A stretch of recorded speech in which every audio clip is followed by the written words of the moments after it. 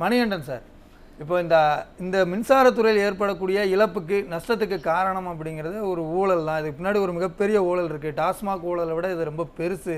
2G ஊழலை விட உங்களுடைய பார்வை என்ன சார்? 2G ஊழல் இல்லைன்னு சொல்லியாச்சுமா, அப்புறம் என்ன 2G ஊழல்? 2G இழப்பு இல்லை, அவருடைய நேரம் அவர் பேசட்டும்.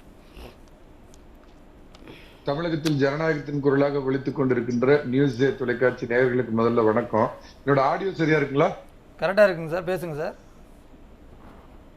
ரைட்டுங்க. மரியாதைக்குரிய கோமாட்சி என்ற காமாட்சி நாயுடு அண்ணன் வந்து அரசு ஆதரவாளர் தானே அவரு?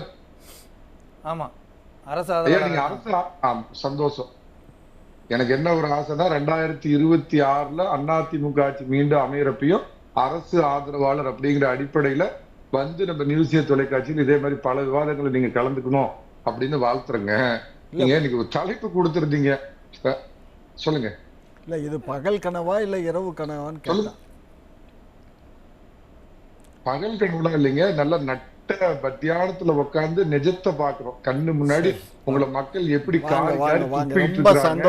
மக்கள் எப்படி ஒரு இது மாதிரி ஒரு சுனாமி மாதிரி எதிர்ப்பலை அடிச்சிட்டு இருக்குது அப்படிங்கிற யதார்த்தத்தை நான் வாழ்ற சாதாரண உங்களை மாதிரி ஸ்டுடியோவில் இல்லாம கிராமத்துல இருந்து பார்த்த பார்வையை வச்சு கண்ணாடி போடாம மேக்கப் போடாம உள்ளதை உள்ளபடி சொல்லிட்டு இருக்கிற விஷயத்துக்கு வரங்க.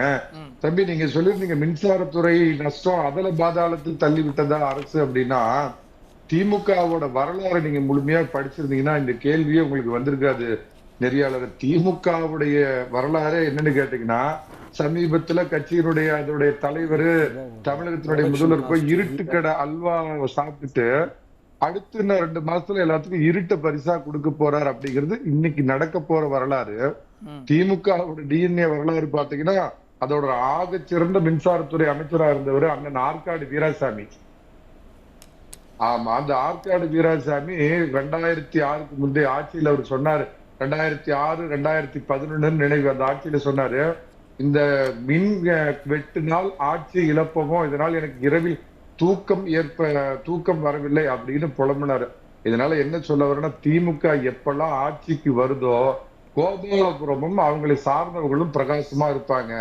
தமிழ்நாடு வந்து இருட்டுக்கு போயிடும் அப்படிங்கிறது திமுகவுடைய வரலாறு புரிஞ்சிருந்தீங்கன்னா இந்த கேள்வியே உங்களுக்கு இல்ல. நான் அதான் தெரிஞ்சுக்கணும்னு நினைக்கிறேன். இப்ப யார் பிரகாசமா இருக்கிறாங்க? இந்த கூடுதலாக வசூலிக்கப்படுகிற இந்த மின் கட்டணம் அந்த தொகை எங்க போய்கிட்டு இருக்கு? அதாவதுங்க, யாருங்க இன்னைக்கு அமைச்சரா இருக்கிறா? தமிழகத்தினுடைய மின்சாரத்துறை அமைச்சரா இருக்கிறவர் நம்ம அண்ணன் சூப்பர் டூப்பர் பாலாஜி இருக்கிறாரு. 2 துறையை பார்த்துட்டு இருக்கிறாரு. அப்படிங்கிறப்ப அவர் அந்த துறையில இருக்கிறப்ப அவருடைய ஒரே இலக்கு இன்னைக்கு அவருடைய அரசியல் பிழைப்பிற்கும் திமுகவினுடைய தலைமை குடும்பத்துக்கு சம்பாரிச்சு கொடுக்கணுங்கிற ஒற்றை நோக்கத்துல, அதற்காக என்னது தகத்தாய் சூரியன் மிகச்சிறந்த தியாகி, உன் தியாகம் பெரிது அப்படின்னு ஊழல் புரிஞ்ச ஒருத்தர் வந்து முதலமைச்சர் பாராட்டினார் பாத்தீங்களா? ஆசியா கண்டத்திலேயே ஊழல் புரிஞ்சு 1.5 வருஷம் ஜெயில இருந்த ஒரு மனுஷனை முதலமைச்சர் வந்து உன் தியாகம் போற்றத்தக்கதுங்கிற தியாகி பாலாஜி இருக்காரு பாத்தீங்களா? அவருடைய ஒரே நோக்கம் அந்த தலைமை குடும்பத்துக்கு சம்பாரிச்சு கொடுக்கறது தான். அவங்க மேடம் இப்ப எனக்கு முன்னாடி அதை குறிப்பிட்டு சொன்னாங்க, நம்ப முடியாத இந்த 506 தேர்தல் வாக்குறுதி கொடுத்தப்ப அவங்க என்ன சொன்னாங்க, மாதாந்திர மின் கட்டணம் எடுப்போம் அப்படின்னாங்க. அதை பத்தி இன்னும் ஒரு சிறு துரும்ப கூட இவங்க எடுத்து போடல அப்படிங்கிறது ஒரு விஷயம். ஸ்மார்ட் மீட்டர் பொருத்துவோம் அப்படின்னு சொல்லி அதுக்கு பாத்தீங்கன்னா இப்ப சில மாதங்களுக்கு முன்னாடி பெரிய அளவுல ஏலம் எல்லாம் விட்டாங்க. அதுல என்னன்னா, வெளியே வந்து அம்பானி அதானிங்கிறது, ஆனா தமிழ்நாட்டுல இவங்க பின்புலத்துல இருக்கிற தொழிலதிபர் பெரிய பெரிய சேட்டலைட் சேனல் வச்சிருக்கிறவங்க எல்லாம் தொழிலதிபரா கணக்குல வரமாட்டாங்க. அம்பானி அதானின்னு சுத்திட்டு பாத்தீங்கன்னா ஸ்மார்ட் மீட்டர் யாருக்கு கொடுத்திருந்தாங்க அப்படின்னு பாத்தீங்கன்னா அந்த டெண்டரை வந்து அதானி நிறுவனத்துக்கு கொடுத்தாங்க. இதை தெரிஞ்சு அதிமுக இதை பொதுவெளிப்படுத்துற உடனே அது கேன்சல் செய்யப்படுகிறது அப்படின்றாங்க. அந்த ஒரு ஸ்மார்ட் மீட்டரோட விலை ஒரு உதாரணத்துக்கு சொல்ற 1200 ரூபாய் பெருமான மீட்டரை வந்து ஏறத்தாழ 2800 ரூபாய் போட்டு வாங்குற அளவுக்கு இதை விட்டுருந்தாங்க.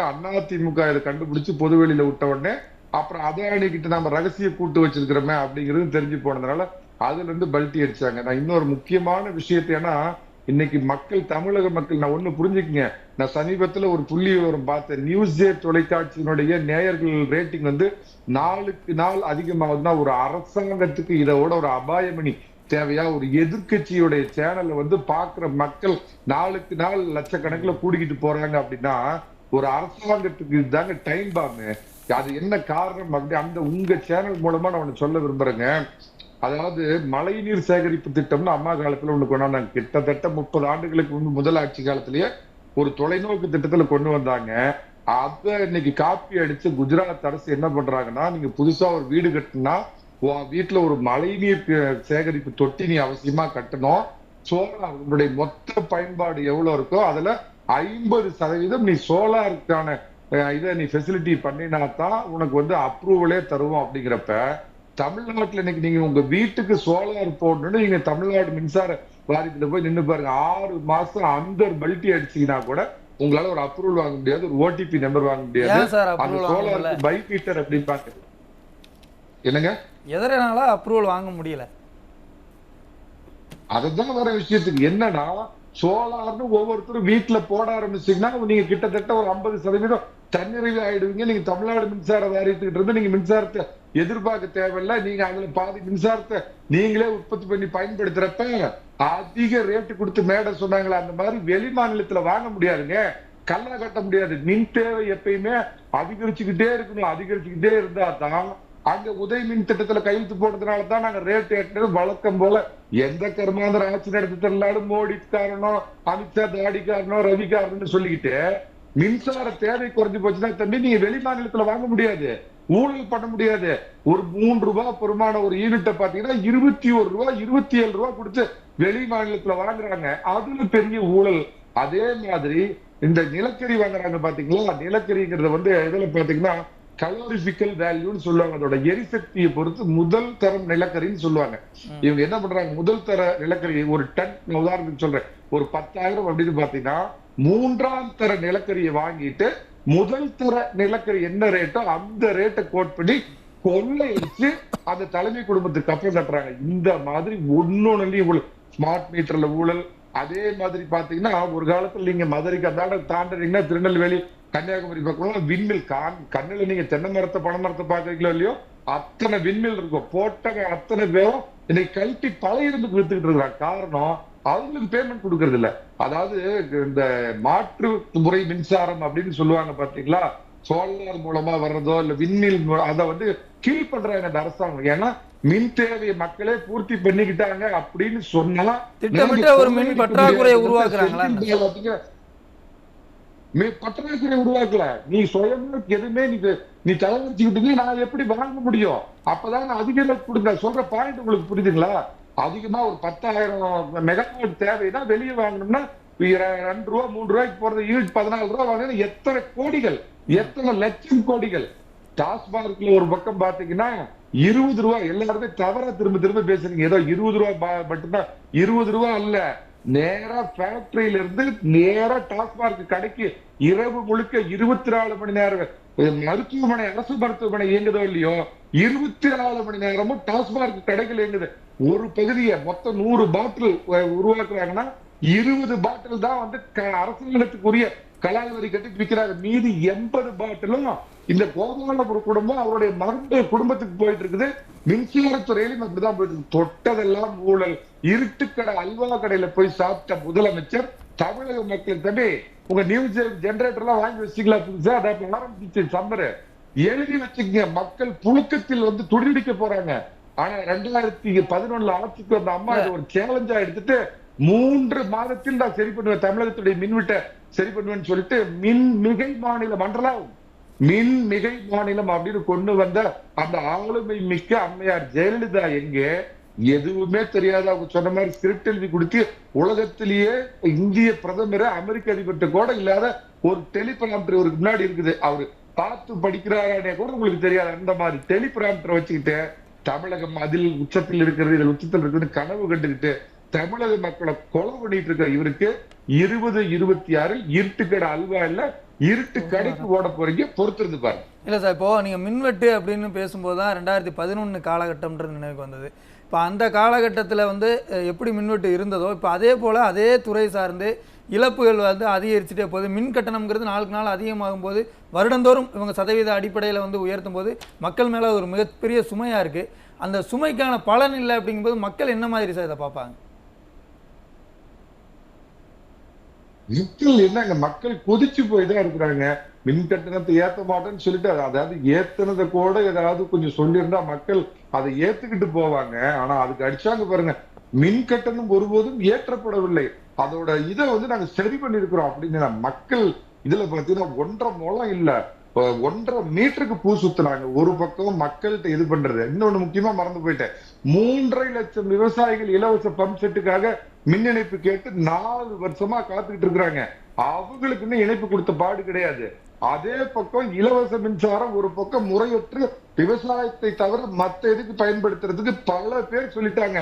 ஐயா, விவசாயிகள் இலவச மின்சாரத்தை பயன்படுத்திட்டோம், எவ்வளவு ஒரு மாதத்துக்கு அவங்க பயன்படுத்துறாங்கன்னு தெரிஞ்சுக்கிறதுக்கு ஒரு மீட்டர் வச்சு இவ்வளவு ஒரு மாதத்துக்கு இவங்க பயன்படுத்துறாங்கிற கணக்காவது வரணும். உதாரணத்துக்கு போன மாசம் அவர் 1000 யூனிட் பயன்படுத்தி இருந்தாருன்னா அடுத்த மாசம் 1100 வரலாம், அடுத்த மாசம் 1800 எப்படி வரும்? அதுக்கு ஒரு மீட்டர் வைங்கன்னு சொன்னதுக்கு அதையும் கண்டுக்காம சார் ஒண்ணு அதான் சொல்றேன், சாத்தான்கள் ஆட்சி செய்தால் பிணம் தின்னும் சாத்திரங்கள். நிர்வாக திறமை, நான் திரு கருணாநிதியை ஏற்றுக்கொள்கிறேன், அவருக்கு நிர்வாக திறமை இருந்தது. இதெல்லாம் அன்றாட பிரச்சனை. மக்கள் மின்வெட்டினால் எவ்வளவு அவதிப்பட்டாங்க, ஆனா அவரால் இன்னைக்கு சரி பண்ண முடியல. ஆனா இப்ப இருக்கிற முதலமைச்சர் ஒரு கனவு உலகத்தில் வாழ்ந்து கொண்டு ஏதோ ஒரு இதுல உட்காந்துட்டு பிடில் வாசிப்பாங்களா இந்த மாதிரி கலர் கலரா ட்ரெஸ் போட்டுக்கிட்டு வீடியோ விட்டுக்கிட்டு மத்திய அரசு தொட்டுப்பார் விட்டுப்பார் அப்படின்னு தேவையில்லாத இன பிரச்சனை, மொழி பிரச்சனை, எதுக்கு எடுத்தாலும் குன்றிய அரசு காரணம் இப்படின்னு அவங்க மேல பழிய போட்டுட்டு திசை திருப்பு முகழ்ச்சி ஒண்ணு சொல்லுவாங்களே, யானை போறது தெரியக்கூடாதுன்னா பூனையை தூக்கி பொதுக்குளத்துல டொப்புடு போடு அப்படின்னு சொல்லுவாங்க. அந்த மாதிரி திசை திருப்பிட்டு இருக்கிறாரு. அரபிக்கடலில் தூக்கி எறிய போகிறார்கள் இந்த திமுக ஆட்சி 2026. திரும்ப திரும்ப சொல்ற மாதிரி 7.5 இல்லாத 4.5 ஆண்டு நல்லாட்சி கொடுத்த எடப்பாடி பழனிசாமி மக்கள் அரியணை ஏற்ற தயாராகி விட்டார்கள். பொறுத்திருந்து பாருங்க. நன்றி சார், நன்றி சார். மணிகண்டன் சார், மின்சாரத்துறையை அதல பாதாளத்துக்கு தள்ளி விட்டதா திராவிட மாடல், உங்களுடைய இறுதி கருத்தை மிக சுருக்கமா சொல்லுங்க சார். ஒரு விஷயம் சொல்லிவிடுங்க, கடந்த திரு எடப்பாடி பழனிசாமி அவர்களுடைய ஆட்சியில பாத்தீங்கன்னா 2 தொழில் பிரிவினர்கள் கடுமையா நசுக்கப்பட்டு அழித்து ஒழிக்கப்பட்டார்கள். அதை நான் ஒத்துக்கிறேன். திரு எடப்பாடி பழனிசாமி தவறான அணுகுமுறையில 2 செக்டர் ஒழிஞ்சுது. மக்கள் அப்பெல்லாம் வாட்ஸ்அப்ல ஒண்ணு போட்டுட்டு இருந்தாங்க, தயவு செஞ்சு மனசாட்சியோட பேசுனார் காமராஜ் நாயுடு, அதை படிக்க சொல்லுங்க. இபிஎஸ் இருந்தால் யூபிஎஸ் தேவையில்லை நாங்க மக்கள். அதனால யூபிஎஸ் யார் இன்னைக்கு வியாபாரம் பண்ணாலும் அவன் தொழிலாம் ஒழிஞ்சு போச்சு, ஜெனரேட்டர் பண்ண இதெல்லாம் ஒழிஞ்சு போச்சு.